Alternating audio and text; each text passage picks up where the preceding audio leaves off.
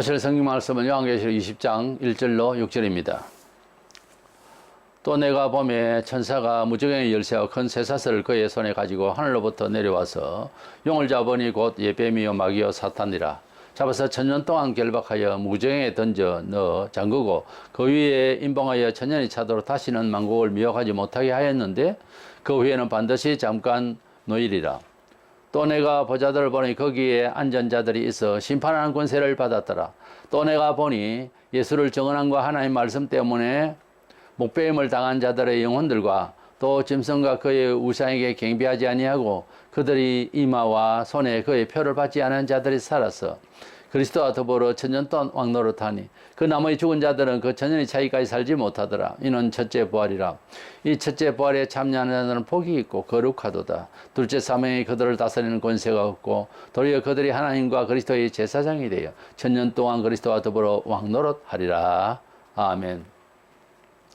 예수님께서 이 앞에 19장에서 재림하실 때에 죽은 사람들 가운데서 하나님 백성이 되는 사람들을 전부 부활시키시고 그때 살아있을 성도들도 부활 변화를 해서 같이 하늘로 올라가서 강림하시는 주님을 영접해서 모시고 땅에 내려올 것입니다.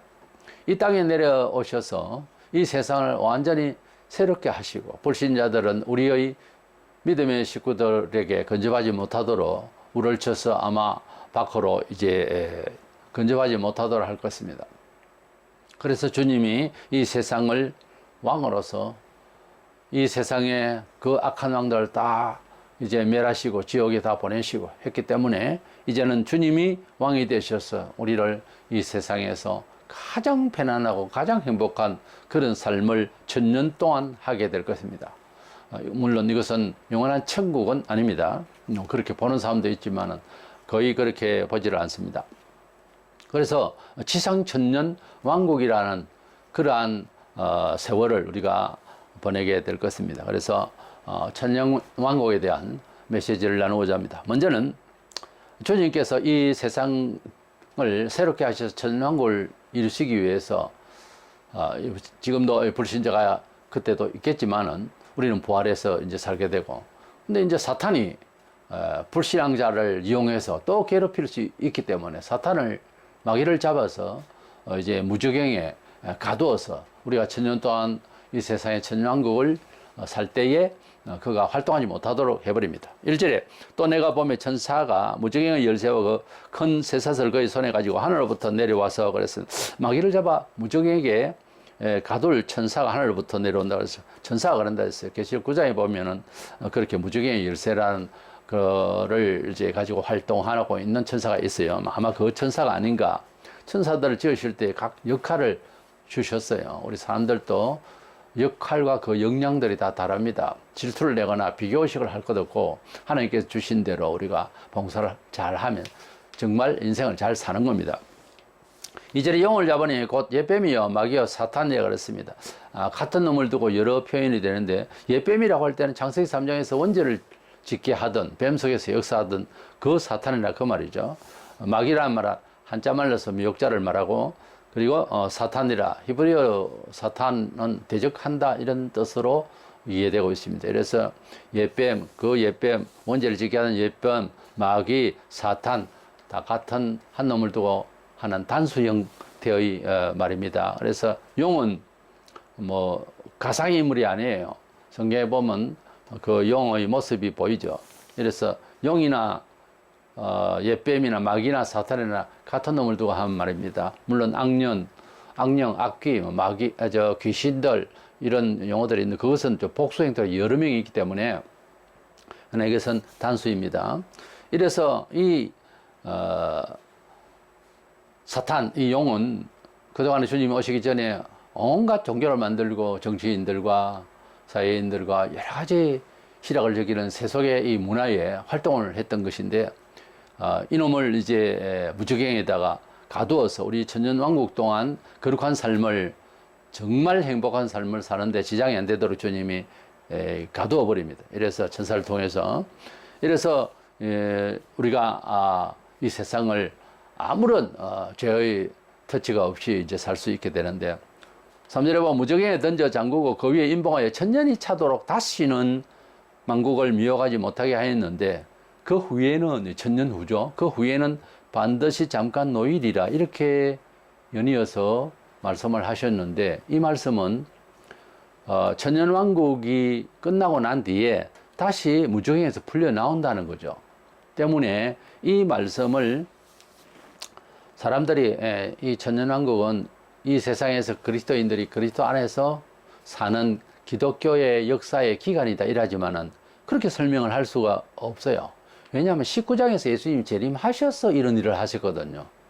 예수님의 재림이 마음의 재림입니까? 물론 마음의 재림이라는 것은 주님이 나와 함께 하신다 그런 뜻이죠. 근데 계시록은 세상을 심판하시고 완전히 예수님이 내려오시는 육으로 이제 부활하신 몸으로 내려오시는 장면이니까 그걸 그렇게 영적으로 막 해석한다고 되는 일이 아니에요. 대부분 계시록에는 삽입장이 있지만은 역사의 진행 과정이 있어요.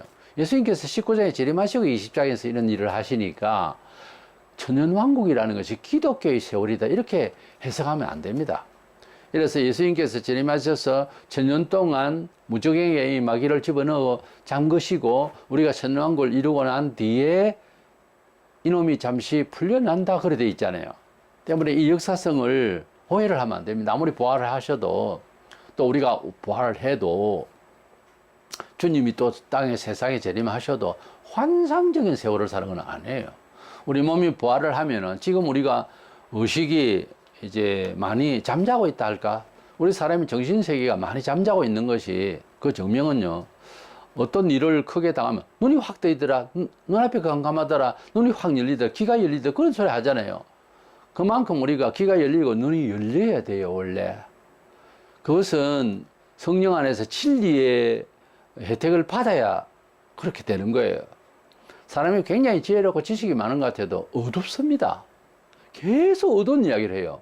과학적인 이야기, 문학적이고 감동적이다 해도요. 계속 꿈꾸는 이야기만 하게 되어 있어요. 지상에서의 언어라고 하는 거, 생각, 사유라고 하는 것이요. 공산주의를 해보고 민주주의를 해보고 별것을 다 하지만은 세상이요. 허겁지겁 헤매는 거예요, 원래는. 캄캄한 칠흑 같은 어두운 밤, 그 숲이 많은 그 산에서 길을 잃었을 때 어디로 갈지 모르잖아요. 어딘가 불빛이 있어야 그것을 보고 달려갈 수 있지 않습니까? 한결 그 목표 지점이 보이면은 발도 가벼워지고 몸이 변화를 받을걸요. 사람이라는 것이 정신세계에 그렇습니다. 주님을 우리가 진정 만나고 하나님 나라를 확신하면 삶 자체가요. 용기와 힘과 태거력이 완전히 달라지죠. 그렇지 않습니까? 사람이 죽을 상황에서 살 수 있는 길이 한 가지 있다면 정신이 새롭게 생긴다니까요. 예수 믿어도 과거하고 똑같다. 이 정상이 아니에요. 예수님을 믿었으면은 삶 자체의 사유가 방식도 완전 다른 세계가 있다니까요. 그것을 우리가 혜택을 받고 또 활동을 그렇게 활용을 하고 활동을 해야 되겠죠. 무적행에서 천년 동안 마귀가 이 사탄이 그게 잠겼다가 다시 풀려나서 또 안 믿는 사람 속에 들어가가지고 막 우리를 괴롭히는 때가 또 잠시 있어요.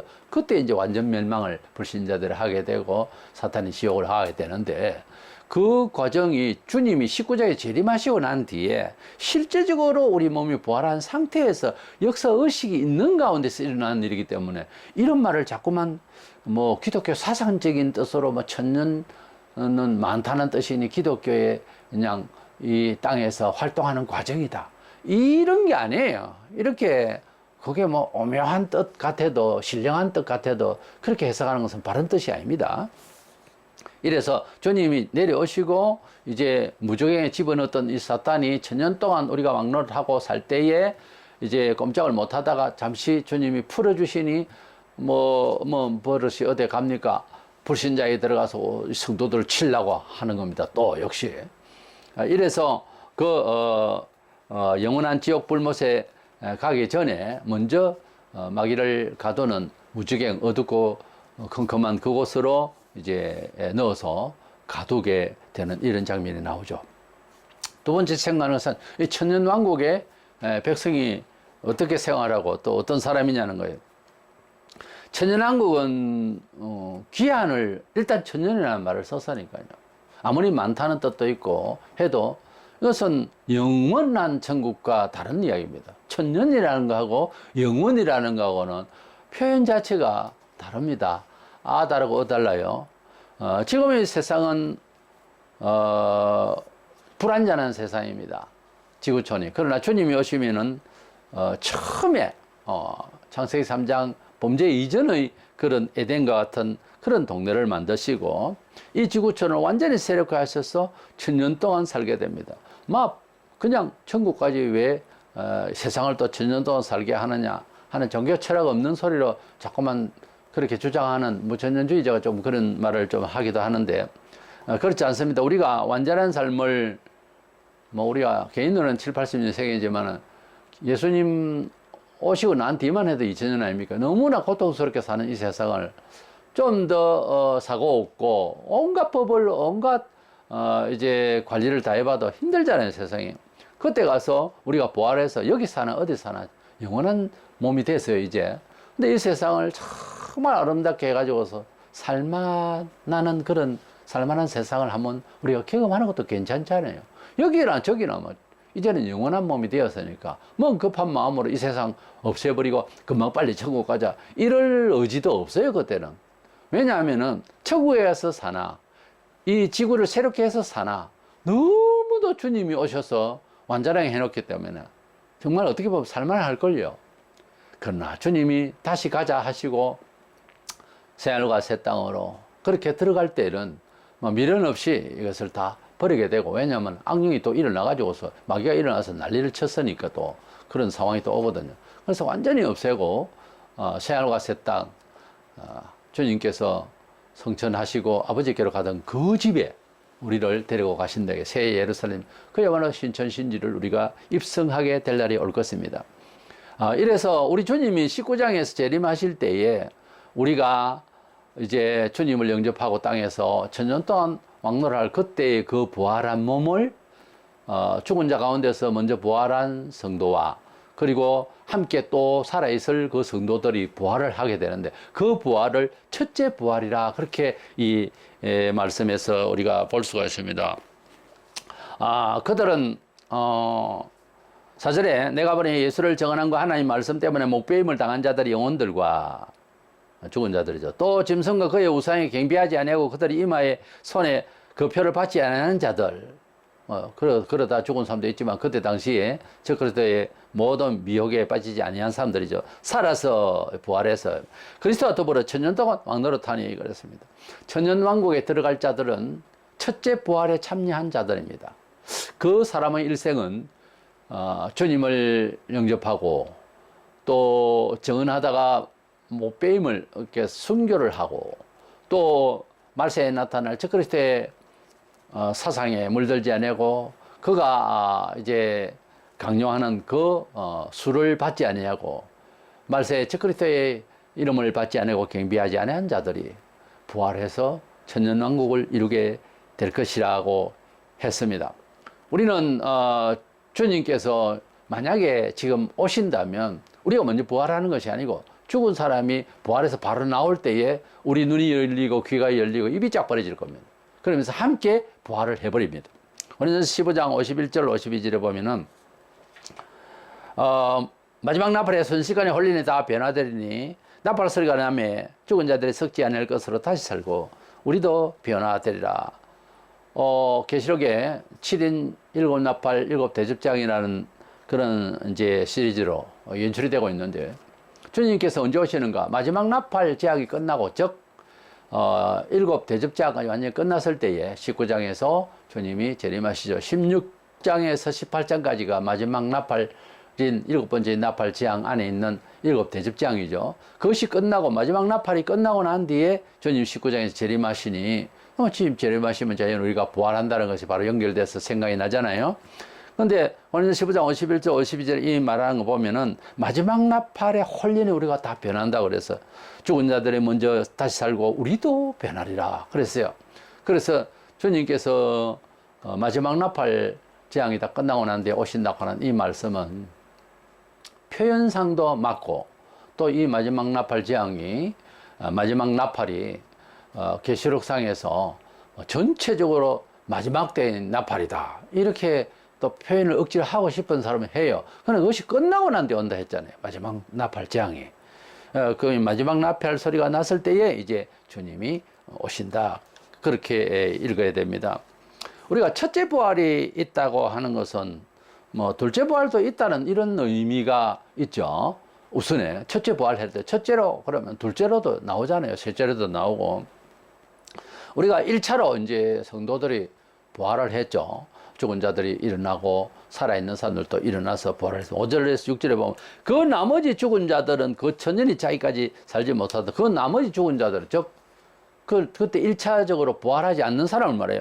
이는 첫째 부활이라 이 첫째 부활에 참여하는 자들은 천년 동안 그리스도와 더불어 왕노릇하리라. 이 첫째 부활이라는 말이 나오시니까 둘째 부활도 있어야 되고 셋째 부활도 있을 법하죠. 그러면은 고린도전서 15장 23절에서 5절에 보면 그 답이 나옵니다. 그러나 각각 자기 차례대로 되리니 뭐가요? 부활을. 먼저는 첫 열매인 그리스도예요. 먼저는 그리스도다. 예수께서 부활하셨잖아요. 그래서 순서상 뭐 나사로가 죽었다가 살았거나 주님께서 십자가에서 돌아가실 때에 죽은 성도들이 무덤에서 나오거나 하는 것은 재생이지 부활이 아니에요. 그리고 에노크 엘리야도 산채로 하늘로 올라갔는데 그는 부활이 아니에요. 엄격히 말하면 부활은 아닙니다.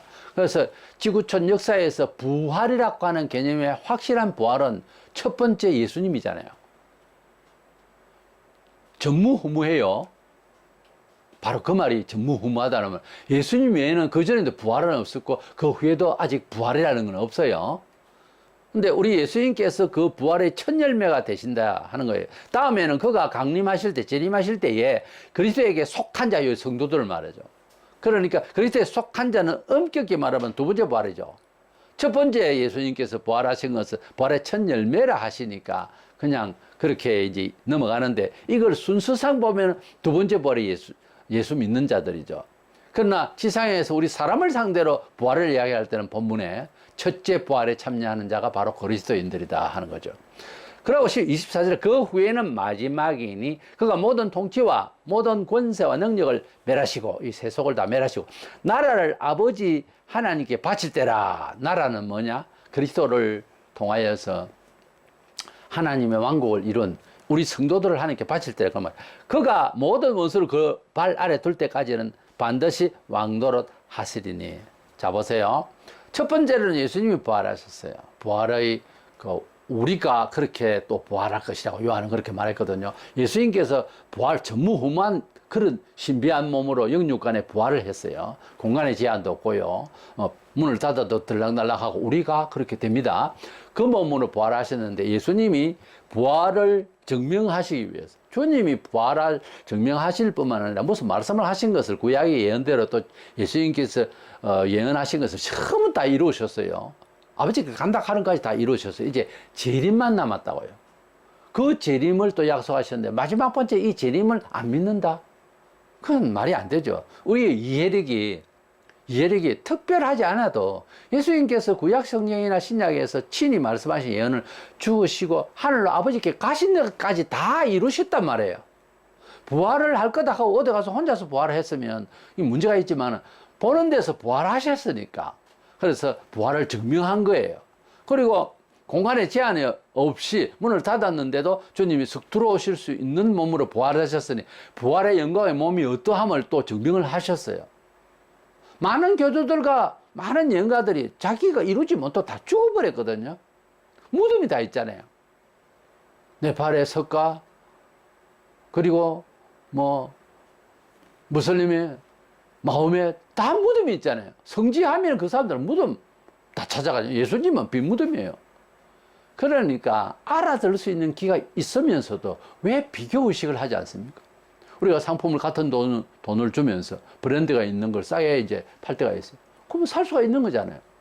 그런 거는 계산이 되면서 어떻게 우리 영혼을 맡기고 실생 안에서 종교생활을 한답시고 하면서도 그렇게 끝도 없고 희망도 없는 그런 교주 무덤 앞에서 절을 하냐고 말이에요.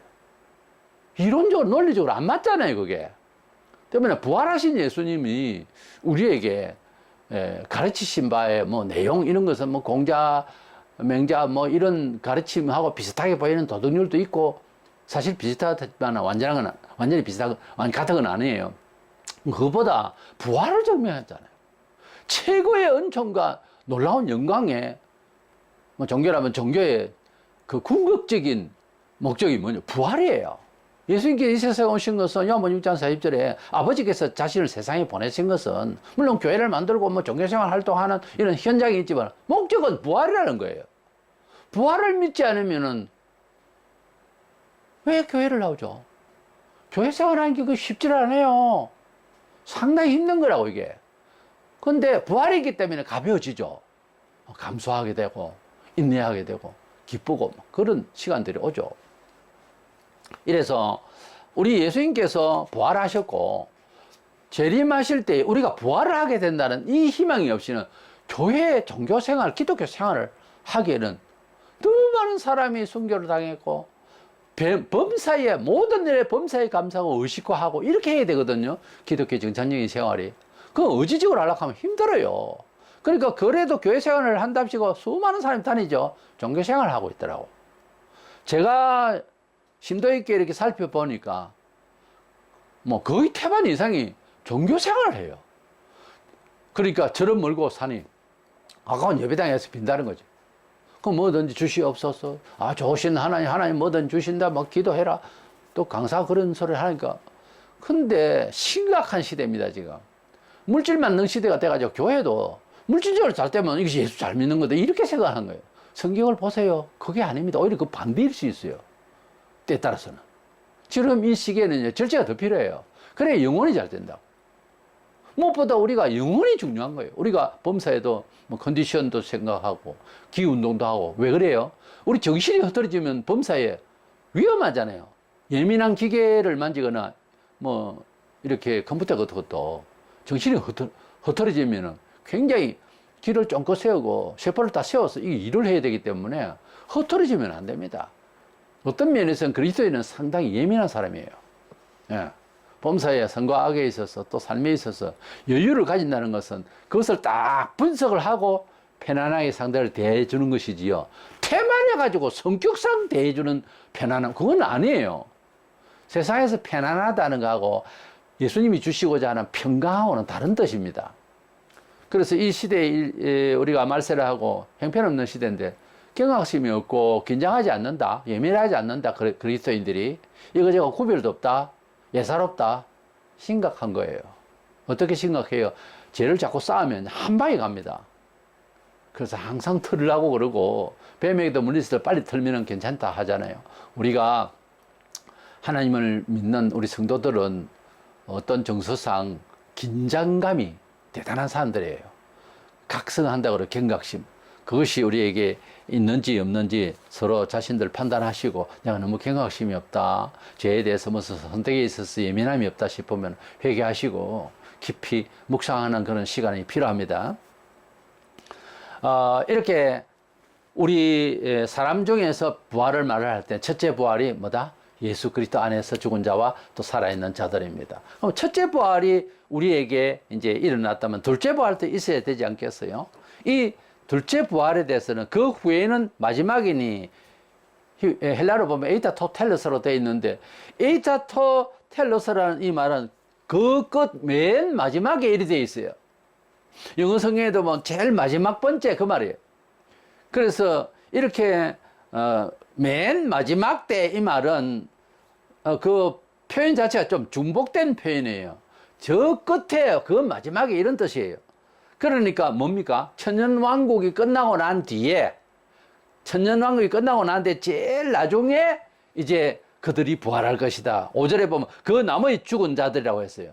그러니까 첫째 부활은 우리고 둘째 부활은 불신자들인데 죽은 자들이 그때 천년왕국 이후에 일어나고 이제 살아있는 불신자들도 이제 부활 변화될 것이다 하는 거예요. 그것도 그 과정에 짧게나마 마귀가 그들을 역사에서 성도를 칠라 할 거예요. 그때 주님께서 완전히 이들을 멸망시킵니다. 그리고 난 뒤에 다 같이 이제 부활을 해서 영원한 저주의 부활을 받는 거죠. 이게 이제 두 번째 부활이라는 거죠. 사람들이 뭐 한 번 죽지 두 번 죽다. 육신은 한 번은 다 같이 신자들끼리 죽지만은 이렇게 저주의 부활로 해서 죽음보다 더한 죽음, 뭐 그런 표현을 해볼까요? 그런 죽음을 한 번 더 죽어야 되니 두 번째 죽는 거잖아요. 그래서 사람이 뭐 한 번 나지 두 번 나나? 두 번 나죠. 영적으로 거듭나는 것이 두 번째 나는 거예요. 한 번 죽지 두 번 죽나? 두 번 죽습니다. 여기 죽고 영육간에 영원한 행벌을 받아서 죽음의 저주의 곳으로 가야 되니까요.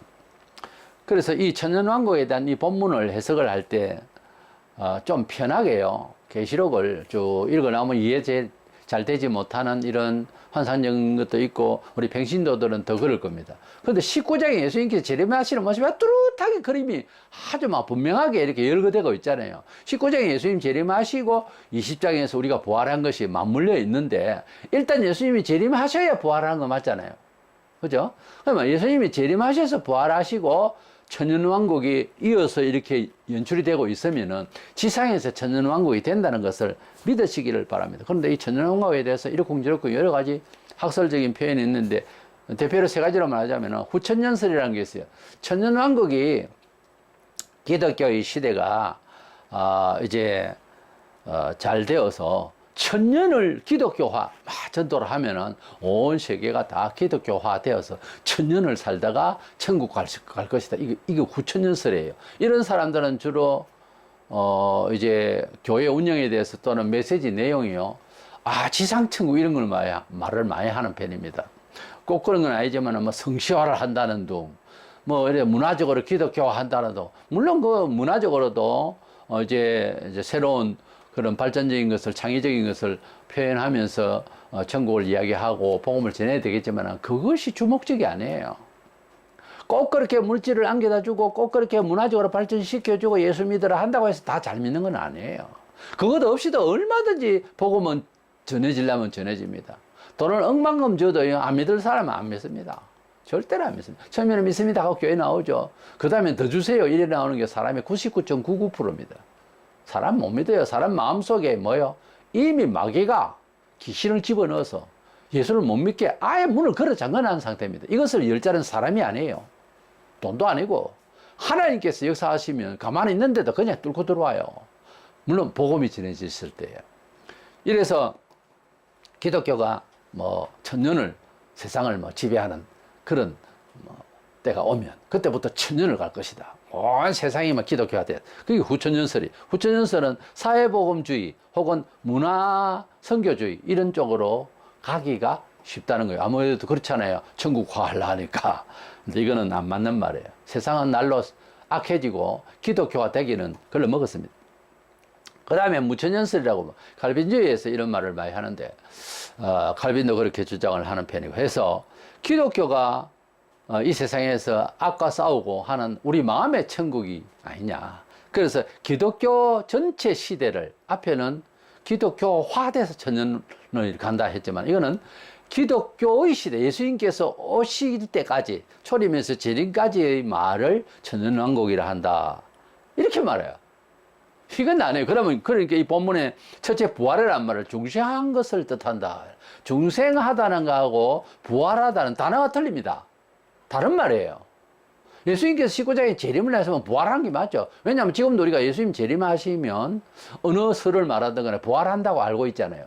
그럼 예수님께서 재림하시는 게 19장이고 20장에서 천년왕국이 이루어지고 그 다음에 마귀도 지옥 보내고 불신자도 지옥 보내고 우리가 또 다시 또 하나님 아버지께로 가는 것이 연출이 되고 있는데 왜 거기서 중생이라 합니까? 첫째 부활이 중생이 아니에요.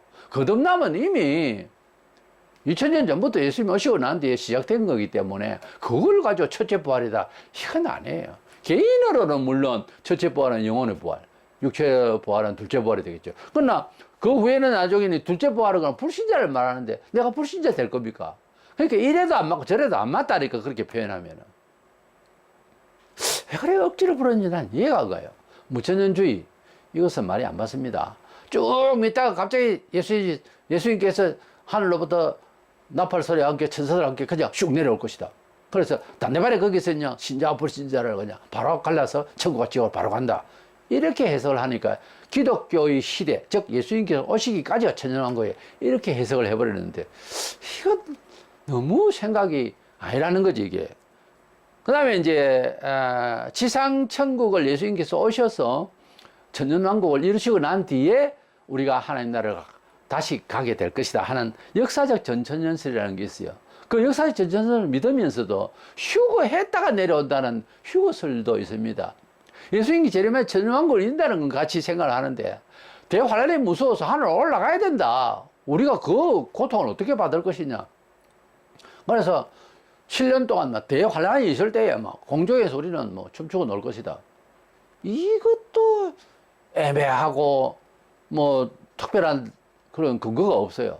그것도 웃기는 게 사장에서 사도 요한이 이리로 올라오라 하는 하늘의 음성을 듣고 이 계시의 원천을 보려고 하나님의 지상에서가 아닌 천성의 교회 하나님의 보좌 앞으로 끌어올려가서 말씀이 흘러나온 것을 입증을 자신이 다른 사람 없으니까 바로 하고, 특별히 이게 말세론에 대해서는 뭐 얼마나 말이 많습니까? 그걸 확인하기 위해서 끌어올린 거예요. 사도 요한이 올라간 것은 사도 바울도 삼천층에 올라갔다 그랬고, 하늘을 바라보는 이사야도 그렇고, 많은 사람들이 하늘의 나라의 그 하나님 보좌를 체험한 사람이 있습니다. 일반 사람도 있을 수가 있어요. 그걸 온 교회가 올라갔다, 사장에서 올라갔으면 사장부터 계시록 끝까지 뭐 우리가 배울 필요도 없잖아요. 알아서 뭐 하게요. 그러니까 휴거로는 이거는 기복주의라고요. 하나님 믿으면 무조건 고난 안 받아야 된다, 이런 주의라고. 그러니까 이 휴거론자들이 설교하는 일상의 설교도 늘 그래요. 복 받는 설교. 그러니까 기독교 본정신에서 벗어나는 소리를 계속 해대고 휴거를 이야기했다는 자체가 벌써 그 사람의 사상을 바로 말하는 거예요.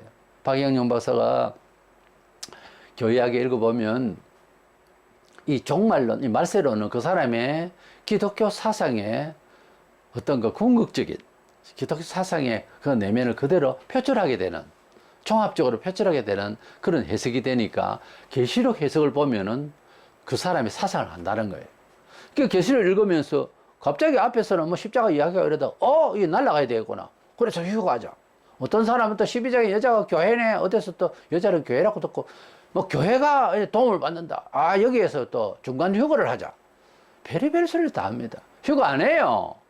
예수님께서 재림하셔야 우리가 부활을 한다니까요.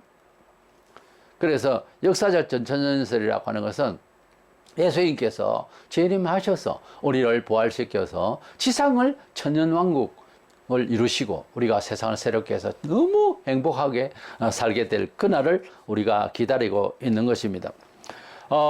이렇게 본문과 함께 그 다음 장 21장을 보면은 신천신지의 새하늘과 새 땅을 다시 가요. 그러니까 제가 교육학 쪽에서 제일 신학자 중에서 존경하는 박혜영 박사님도 이 지상을 다시 새롭게 해서 여기서 천국을 만든다 이렇게 하시는 걸로, 그래서 그 말씀에 대해서는 제가 받아들일 수가 없어요. 본문상 흐름이 그렇지를 않아요. 이 지상은 우리가 한도 많고 원도 많던 이 세상을 한번 멋지게 예수님이 오셔서 정말 직접 이렇게 살아가 보게 하는 그런 세월이라 하는 것 뿐이지, 이 지상은 없어지고 신천신지 아버지 나라는 따로 있다니까요. 21절 바로 내려오는 게 따로 나오잖아요. 그래서 그날에 들어가는 거나 지상 새롭게 하는 거나 이미 부활해서 아무런 비교의식이 없습니다. 그때는 모든 것이 정말 천국이에요. 근데 관계가 없는데 그 제일 마지막 번째 천년왕국 이후에 마귀가 무정에 나오자 불신자에게 들어가서 또 승로를 치거든. 그때 파멸을 시키고 온 세상에 불로 없애고, 베드로도 그랬잖아요. 온 세상에 불타 없어질 거라고. 이 지상은, 이 지구는, 또 우주는 완전히 파멸됩니다. 나중에는 하나님 실력이 없어서 뭐 어디 보수해가지고 중고를 고쳐 쓸 것도 아니고, 영원한 나라는 어떤 곳일까 상상하면 해도 좋습니다. 21장에 들어가면은 그것을 잘 우리가 이해력이 있어서 의미를 잘 찾아야 되겠습니다만, 너무 찬란하고 영광스럽고, 벌써 그곳은 뭐 밤이 없고요, 아픈 거 그런 것이 없어요. 고민이 없고, 그냥 뭐 한마디로 말해서 너무 좋아서 잠이 안 옵니다. 잘락해도, 낮잠을 잘락해도 너무 좋아서 잠이 안 와. 허브가 있어서 강가 주변에 꽃들과 나무와 그냥 잠을 잘 시간이 없어. 귀가 확 열려가 있는 잠이 어떻게 와요? 너무 기분 좋은 날 잠 잡니까? 잠을 못 자잖아요. 너무 좋으면은 너무 충격적이라도 잠이 와요? 그렇잖아요. 이래서 하나님 나라를 우리는 기다리는 최고의 소망을 가진 자들입니다. 이 기쁜 소식, 우리 하나님의 그 크신 사랑, 그 하나님의 나라, 이것이 우리의 것입니다. 너무 세상 탓하지 말고 감사하면서 살면서 우리 주님 오시는 그날에 천년왕국을 이 세상에 살 것인데, 이 세상 앞을 보나 뒤로 보나 너무나 악으로 차여져 있고 하늘까지 차고 있는 이 제약된 세상이지만, 주님 오시면 새 땅과 새 하늘로 이렇게 확 새롭게 해서 우리를 한번 살아보라고 하실 그날이 있으니 너무 아쉬워하지 말고, 지금은 죄로 말미암아서 엉망이 되어 있지만은 이 지구도 사랑하고 모든 사람을 사랑하면서 좋은 날이 올 것이라고 우리가 복음을 전하는 그런 입술이 되기를 주의 이름으로 축원합니다.